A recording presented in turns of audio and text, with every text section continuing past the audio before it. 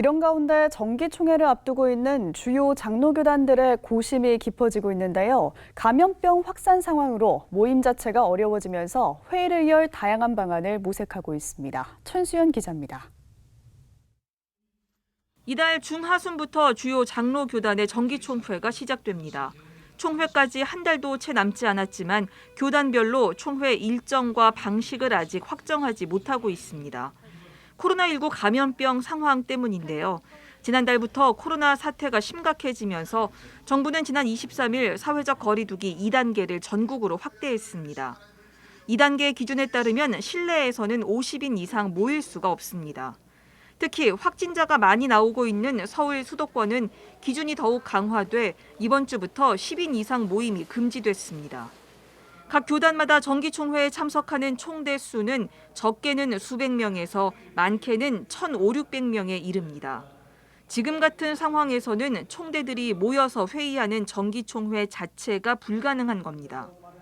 이 때문에 교단마다 총회 일정과 방식을 놓고 고심이 깊어지고 있습니다.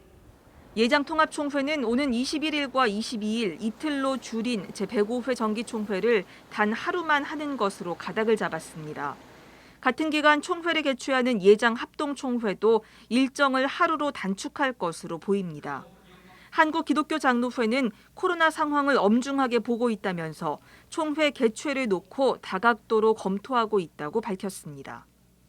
이번 주 금요일에 긴급 회의를 해요. 사회적 거리두기 2.5단계 상황도 좀 주시하고 있고 노회의 의견들을 좀 청취를 하려고 하는 거여서 문제는 방식입니다. 사실상 대면 모임이 불가능한 상황에서 일부 교단에서는 온라인 화상회의를 검토하는 것으로 알려졌습니다.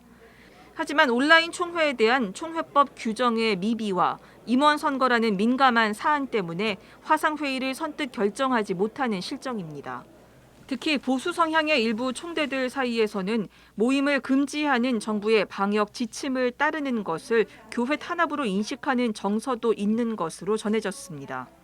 각 교단들은 다음 주까지 코로나 상황 등 다양한 경우의 수를 놓고 내부 논의를 이어갈 것으로 보입니다. 한편 예장 백석총회는 이달 15일로 예정됐던 정기총회를 10월 초로 연기하기로 했습니다. CBS 뉴스 천수연입니다.